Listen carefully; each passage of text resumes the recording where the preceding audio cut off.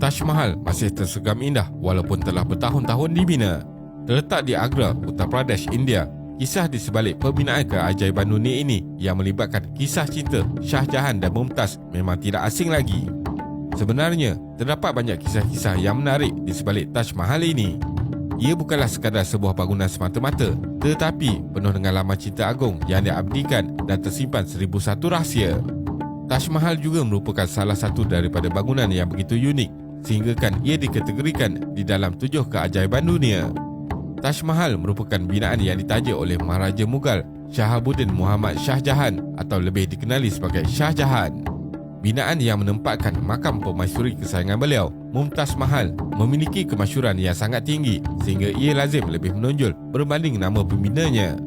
Walaupun Shah Jahan sering dikaitkan dengan Taj Mahal, pada hakikatnya beliau juga meraih pencapaian lain yang layak untuk dicatat oleh sejarah.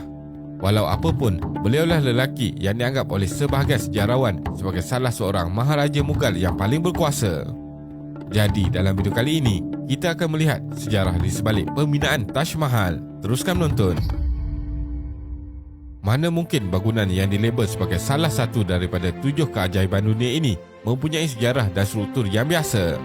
Semestinya ia dibina dengan kualiti yang begitu tinggi dengan ketelitian yang sangat halus. Pembinaannya adalah sebagai tanda memperingati kematian isterinya, Mumtaz Mahal, yang merupakan seorang puteri dari Parsi yang telah meninggal dunia akibat komplikasi ketika melahirkan anak ke-14 mereka, Gauhara Begum.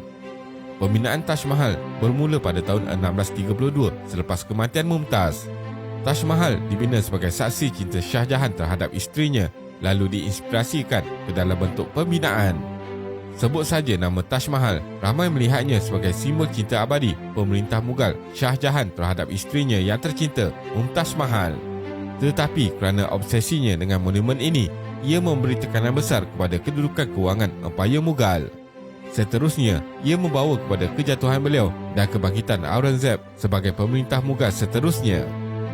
Empayar Mughal merupakan sebuah kerajaan Islam yang mempunyai asal-usul Mongol dengan pengasasnya Babur merupakan keturunan Genghis Khan. Mughal merupakan perkataan Parsi yang merujuk kepada Mongol dan sumber kepada perkataan bahasa Inggeris Mogul yang bermaksud orang kaya dan berpengaruh. Dari tahun 1526 hingga 1857, dengan kemuncak empayar sekitar abad ke-17, Empayar Mughal merupakan antara empayar terbesar dan terkaya di dunia. Jajahan takluknya pernah merangkumi sebagai kawasan Iran dan Afghanistan hinggalah Pakistan dan Uzbekistan serta sebahagian besar India.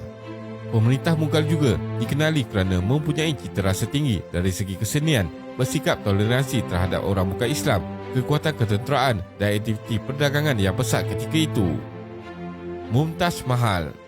Sebelum menelusuri sejarah Taj Mahal, kita perlu mengenali simbol cinta Shah Jahan iaitu Mumtaz Mahal. Mumtaz atau nama sebenarnya Arjuman Benu Begum dilahirkan di Agra, India pada tahun 1593. Menurut pelbagai riwayat, kecantikan Arjuman mempesonakan ramai lelaki termasuk yang berstatus bangsawan dan kerabat diraja. Apabila Shah Jahan menatap wajahnya, beliau mula jatuh hati dan mula menaruh harapan. Selepas bertunang pada tahun 1607, mereka dikahwinkan 5 tahun kemudian dalam satu majlis perkahwinan yang meriah. Sebelum dan selepas berkahwin dengan Mumtaz, Shah Jahan ada berkahwin dengan beberapa wanita lain. Pertama, dengan Kandahari Begum, seorang puteri dari dinasti Safavid pada 1610. Perkahwinan ini merupakan perkahwinan yang diatur oleh Jahangir bagi mengelakkan campur tangan dinasti itu yang boleh mengganggu kempen ketenteraan Abang Shah Jahan, Parviz Mirza di Deccan. Perkahwinan itu menghasilkan seorang cahaya mata bernama Parvez Bani Begum. Tidak lama selepas berkahwin dengan Mumtaz, Shah Jahan berkahwin pula dengan seorang puteri bangsawan Mughal bernama Is-un-Nisa Begum pada 1617. Seperti perkahwinannya dengan Kandahari Begum, ia juga merupakan perkahwinan politik yang direka untuk mengekalkan kesetiaan bapanya Abdul Rahim Khan Kana terhadap Shah Jahan selepas menaiki tahta. Hasil perkahwinan, mereka dikurniakan seorang putera bernama Jahan Afroz Mirza pada 1619. Walau bagaimanapun, Jahan Afroz mangkat akibat penyakit cacar pada Mac 1621. Kedua-dua perkahwinan ini yang pastinya hanyalah sekadar perkahwinan politik untuk mengukuhkan kedudukan Shah Jahan. Tetapi berbeza dengan perkahwinan antara Shah Jahan dan Mumtaz, di mana ia merupakan perkahwinan yang dibina atas dasar cinta.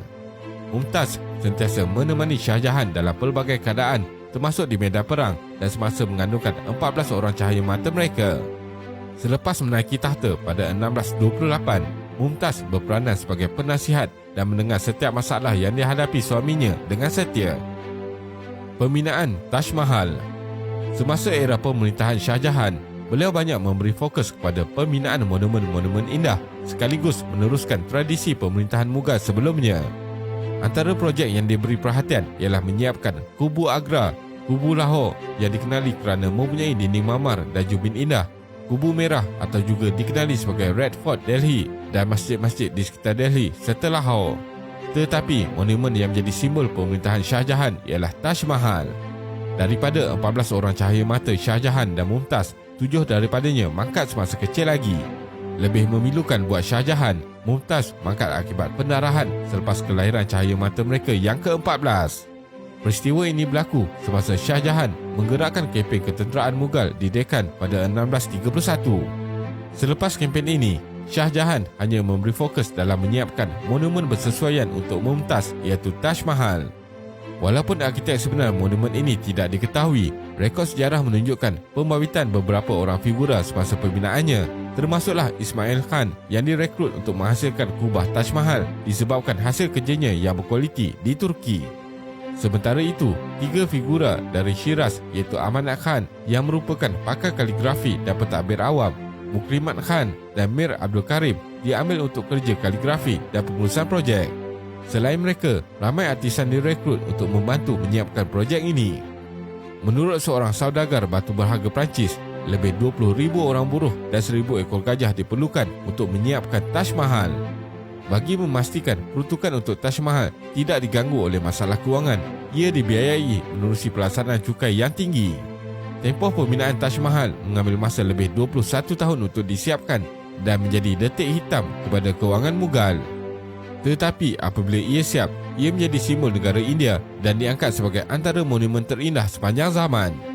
Taj Mahal yang terletak di tebing Sungai Yamuna di Agra dikelilingi oleh sebuah taman indah di mana airnya dibekalkan oleh terusan-terusan. Kompleks Taj Mahal terletak dalam kawasan seluas 42 ekar yang dikelilingi oleh sebuah dinding besar. Untuk memasuki kompleks ini, pengunjung perlu melalui pintu gerbang 3 tingkat yang dikenali sebagai Iwan. Struktur besar ini diperbuat daripada batu pasir merah dengan muka bangunan diperbuat daripada marmar. Apabila pengunjung dapat melihat imej Taj Mahal, ia merupakan satu pemandangan yang indah. Bagi setiap pemerintah Mughal, termasuk Shah Jahan, keseimbangan amat penting dalam setiap pembinaan monumen mereka. Batu marmar yang digunakan untuk Taj Mahal mengalami perubahan warna mengikut peredaran masa. Sebagai contoh, ia akan dilihat sebagai warna putih pada waktu siang yang terik, merah jambu apabila matahari terbenam dan lut cahaya pada waktu malam. Jika di luarnya saja sudah indah, bahagian dalaman Taj Mahal adalah sangat hebat. Bahagian dalamannya dibina menggunakan batu-batu berharga dan dihias menerusi ukiran-ukiran geometri dan lukisan alam semula jadi yang indah. Dikebumikan bersebelahan Mumtaz di Taj Mahal. Selepas pembinaan Taj Mahal siap, Shah Jahan jatuh gering pada tahun 1658 dan putera sulung kesayangannya, Dara Shikoh, telah diangkat sebagai pemangku maharaja. Walau bagaimanapun, keputusan tersebut tidak disenangi oleh putera-putera Shah Jahan yang lain, termasuk Aurangzeb, sekaligus mendorong mereka untuk memberontak. Selain menyingkirkan Shikoh, Aurangzeb juga mensasarkan 2 lagi saudaranya yang turut menginginkan tahta yang sama.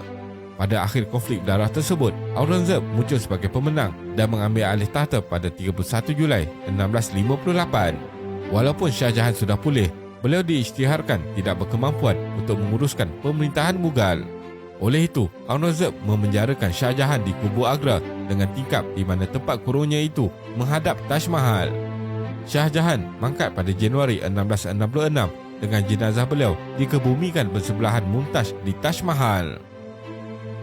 Kesimpulannya, pembinaan Taj Mahal merupakan salah satu pencapaian seni bina yang paling signifikan yang ditinggalkan oleh Shah Jahan.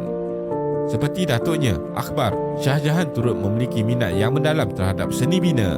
Selain Taj Mahal, beliau juga bertanggungjawab memperindah lagi Kubu Merah Agra dan sejumlah binaan masjid, termasuklah Masjid Lama, Masjid Wazir Khan dan Masjid Moti.